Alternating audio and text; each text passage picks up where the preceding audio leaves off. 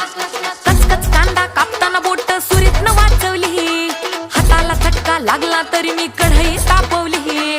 कचकच कांदा कापताना बोट सुरीतनं वाचवली, हाताला चटका लागला तरी मी कढई तापवली.